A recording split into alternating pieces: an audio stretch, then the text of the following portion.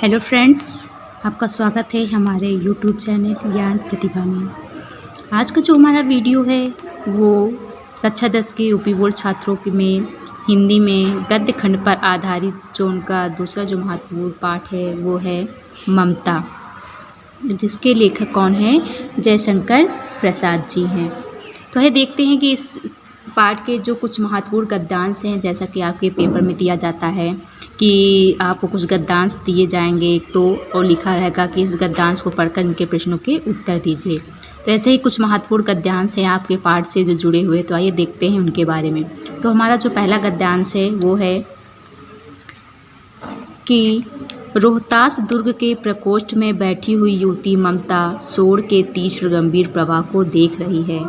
ममता विधवा थी, उसका यौवन शोर के समान ही उमड़ रहा था। मन में वेदना, मस्तक में आंधी, आँखों में पानी की बरसात लिए वह सुख के कंटक शयन में विकल थी। वह रोहतास दुर्गपति के मंत्री चूड़ामणि की अकेली दुहिता थी। फिर उसके लिए कुछ अभाव होना असंभव था, परंतु वह विधवा थी। हिंदू विधवा संसार में सबसे तुच्छ निराशय प्राणी है, तब उसकी विडंबना का कहाँ अंत था। तो ये तो हमारा क्या हो गया? गद्यांश हो गया। अब देखते हैं उससे जो जुड़े हुए कुछ प्रश्न हैं जिनके आपको उस गद्यांश को पढ़कर उत्तर देना है। तो उसमें जो हमारा पहला प्रश्न है वो है उपर्युक्त गद्यांश के पाठ और लेखक का नाम लिखिए। तो उपर्युक्त गद्यांश के पाठ और लेखक का हमको नाम लिखना है। तो आप लिख सकते हैं कि उपर्युक्त गद्यांश के पाठ का नाम ममता है और लेखक का नाम जयशंकर प्रसाद जी है। नहीं तो आप इसको संदर्भ के रूप में भी लिख सकते हैं कि प्रस्तुत गद्यांश हमारी पाठ पुस्तक के गद्य खंड में संकलित ममता नामक पाठ से लिया गया है। इसके लेखक कौन है? जयशंकर प्रसाद जी। इसके लेखक कौन है? जयशंकर प्रसाद जी। और पाठ का नाम क्या है? ममता है। फिर देखते हैं अगला प्रश्न, देखते हैं कि क्या कहा गया है कि रेखांकित अंश की व्याख्या कीजिए। तो इसमें जो ये रेखांकित अंश है उसकी आपको क्या करनी? व्याख्या करनी है। लेकिन बेटा आप लोगों को हम जो है पूरे गद्यांश की व्याख्या करके बताएंगे, जिससे छात्रों को पेपर में किसी प्रकार की परेशानी ना हो। तो ये देखते हैं कि इसमें क्या कहा, लेखक ने क्या कहा है। तो लेखक कहता है कि रोहतास दुर्ग के प्रकोष्ठ में बैठी हुई युवती ममता शोर के तीव्र गंभीर प्रवाह को देख रही है। ममता विधवा थी, उसका यौवन शोर के समान ही उमड़ रहा था। अर्थात जयशंकर प्रसाद जी कहते हैं कि रोहतास दुर्ग अर्थात राजप्रसाद के मुख्य द्वार के पास अपने कक्ष में बैठी हुई युवती जो ममता है वो सोन नदी के तेज प्रवाह को देख रही थी। क्या देख रही थी? उस नदी के तेज बहाव को देख रही। ममता विधवा थी। ममता क्या थी? विधवा थी।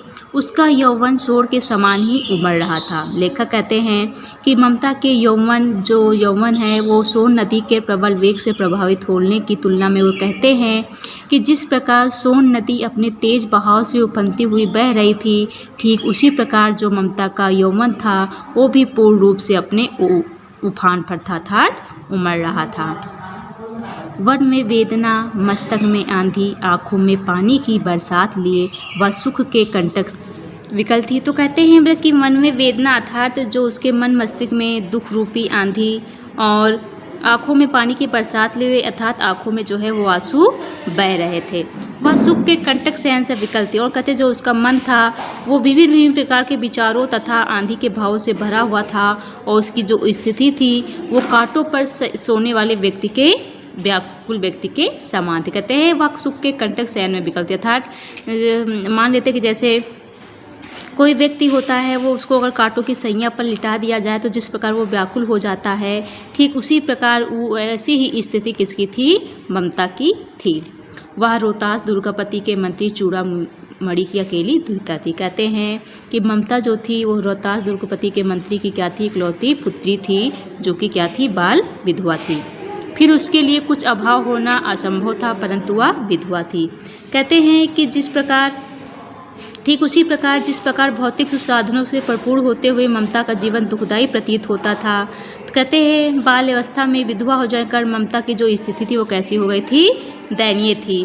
क्योंकि हिंदू समाज में समाज में विधवा जो है स्त्रियों का संसार का सबसे तुच्छ प्राणी माना जाता है। क्या कहा गया है कि हिंदू विधवा संसार में सबसे तुच्छ निराश्रय प्राणी। कहते हैं कि जो हमारा हिंदू समाज है उसमें विधवा स्त्रियों को संसार का सबसे तुच्छ प्राणी माना जाता है, क्योंकि को कहते हैं कि जो प्रत्येक विधवा स्त्री होती है उसको विभिन्न प्रकार के कष्ट सहने पड़ते हैं। समाज में अनेक प्रतिबंधों का क्या करना पड़ता है, सामना करना पड़ता है। विधवा का जीवन स्वयं विधवा के लिए क्या बन जाता है, भार बन जाता है। उसका जीवन अपने लिए ही क्या बन जाता है, एक भार बन जाता है।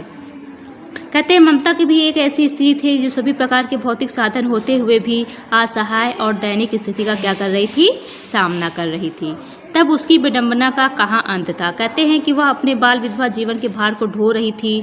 उससे छुटकारा पाने का हिंदू समाज में कोई विकल्प नहीं था। तो ये तो क्या हो गई, संपूर्ण गद्यांश की व्याख्या हो गई। जिसमें जो हमारा अगला प्रश्न पूछा गया कि कौन युवती किस दुर्ग के प्रकोष्ठ में बैठी हुई थी, तो हमने बताया ना, रोहतास दुर्ग के प्रकोष्ठ में बैठी हुई युवती कौन, ममता। तो यहाँ पर कौन युवती, तो हो जाएगा कि ममता, और किस दुर्ग में, तो रोहतास दुर्ग में। तो ये आप लिख सकते हैं कि ममता जो है रोहतास दुर्ग के प्रकोष्ठ में बैठी थी। तो ये तो हमारा पहला जो है गद्यांश हो गया और उससे जुड़े हुए कुछ प्रश्न हो गए। अब बेटा हम देखते हैं कि इस पाठ का जो अगला हमारा महत्वपूर्ण गद्यांश है उसके बारे में लेखक ने क्या कहा है। देखते हैं इसमें लेखक क्या कहता है। जो हमारा अगला महत्वपूर्ण गद्यांश उसमें लेखक कहता है कि हे भगवान, तब के लिए विपद के लिए इतना आयोजन, परम पिता की इच्छा के विरुद्ध इतना साहस, पिताजी क्या भीख ना मिलेगी। क्या कोई हिंदू भूपृष्ठ पर ना बचा रह जाएगा जो ब्राह्मण को 2 मुट्ठी अन्न दे सके, यह असंभव है। फेर दीजिए पिताजी, मैं काँप रही हूँ, इसकी चमक आँखों को अंधा बना रही। तो ये हमारा क्या हो गया, गद्यांश हो गया। अब देखते हैं बेटा इससे जुड़े हुए प्रश्नों को। तो हमारा पहला प्रश्न है, उपर्युक्त गद्यांश के पाठ और लेखक का नाम लिखिए। तो आप इसमें लिख सकते हैं कि उपर्युक्त गद्यांश के पाठ का नाम ममता है और लेखक का नाम क्या है, जयशंकर प्रसाद है। क्या है, जयशंकर प्रसाद। और पाठ का नाम क्या है, ममता। फिर अगला जो हमारा प्रश्न है वो है रेखांकित अंश की क्या करनी है, आपको व्याख्या करनी है। तो आइए देखते हैं रेखांकित अंश की व्याख्या आपको बताते हैं। तो इसमें हम आपको पूरे गद्यांश की व्याख्या करके बताते हैं कि इसमें क्या कहा गया है। तो देखिए कहा गया है कि हे भगवान, तब के लिए विपद के लिए इतना आयोजन, परम पिता की इच्छा के विरुद्ध इतना साहस, पिताजी क्या भीख ना मिलेगी। तो इसमें जो होता है वो जयशंकर प्रसाद जी कहते हैं कि चांदी के 10 थालों में लाए गए ढेर, क्या कहते हैं कि चांदी के 10 थालों में लाए गए ढेर सारे सोने को देखकर ममता जो होती वो चकित हो जाती है और अपने पिता से कहती है कि हे भगवान, उस समय के लिए आपका मंत्रित्व ना रहेगा। तब के लिए विपद के लिए कहते हैं उस समय आपका मंत्रित्व ना रहेगा, उन विपदों भरे दिनों के लिए इतना आयोजन अभी से। क्या कहते हैं, जब आपका मंत्रित्व पद नहीं रहेगा था, तो वो मंत्री होते हैं ना, तो कहते हैं जब आपका वो पद नहीं होगा तो उस विपदा भरे अर्थात कष्ट भरे दिनों के लिए इतना सारा आयोजन अभी से। परम पिता की इच्छा के विरुद्ध इतना साहस, कहती है कि यह अच्छा नहीं है। रिश्वत में लिया गया इतना सारा सोना लेकर आपने ईश्वर की इच्छा के विरुद्ध कार्य किया था, तो उसका क्या किया है, अपमान किया है। पिताजी क्या भीख ना मिलेगी। वो कहती है कि यदि ईश्वर की इच्छा से हमें दुख मिलने वाला है तो हमें उसे सहने के लिए क्या रहना चाहिए, तैयार रहना चाहिए। पिताजी मंत्रित्व का जो पद है वो ना रहने पर हमें पेट भरने के लिए कम से कम भीख तो मिल ही जाएगी। क्या मिल जाएगी, भीख तो मिल ही जाएगी। कहने का तात्पर्य है कि जो ममता होती है अपने पिताजी कहते हैं कि आप जो है ईश्वर की इच्छा के विरुद्ध जो ये घोर अपराध कर रहे हैं, कार्य कर रहे हैं, तो ऐसा कार्य मत करिए कि हमें जो है उस कष्ट भरे जीवन में जो है वो भीख भी ना मिले। फिर क्या कहती है कि क्या कोई हिंदू भूपृष्ठ पर ना बचा रह पाएगा। वो कहती है कि पिताजी कहते हैं कि इस पृथ्वी पर इस समय बहुत से हिंदू ऐसे होंगे। क्या कहती है कि जब यहाँ पर उसके पिताजी जो घूस लेते हैं तो कहती है कि इस रिश्वत की अपेक्षा तो भीख मांगकर जीवित रहना जो है अधिक उचित है।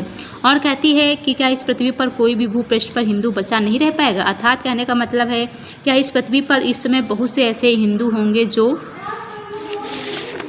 कहती है कि जो ब्राह्मण को 2 मुट्ठी जन्म दे सकें। अर्थात वो कहती है क्या उस समय पृथ्वी पर ऐसे बहुत से हिंदू होंगे जो हम ब्राह्मणों को 2 मुट्ठी अनाज भी दे देंगे। मतलब उसे कहने का तात्पर्य है कि आप ऐसा अपराध कर रहे हैं तो ऐसा अपराध मत करिए कि जिससे जो है हमें भीख ना मिले। और क्या उस समय ऐसा कोई भी हिंदू नहीं रह जाएगा इस पृथ्वी पर जो हमें 2 मुट्ठी अनाज भी दे सके।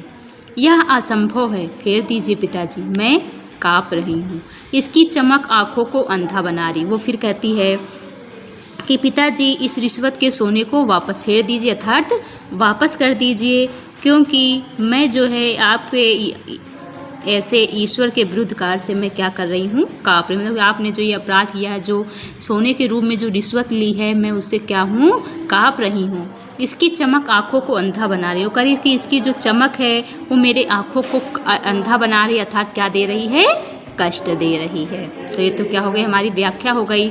इससे जुड़ा हुआ जो हमारा प्रश्न है अगला है बेटा, देखते क्या कहा है कि ममता काँपती हुई अपने पिता से क्या कहती है। तो अभी मैंने बताया कि कहती है कि फेर दीजिए पिताजी, मैं काँप रही हूँ, उसकी चमक आँखों को अंधा बना रही। तो अपने पिताजी से कहती है कि पिताजी इस रिश्वत के सोने को वापस कर दीजिए, क्योंकि मैं ये जो आपने जो ईश्वर के विरुद्ध जो ऐसा ये घोर अपराध किया था, जो कार्य किया है, मैं उससे काँप रही हूँ। और इसकी जो चमक है वो मेरी आँखों को क्या बना रही है, अंधा बना रही है।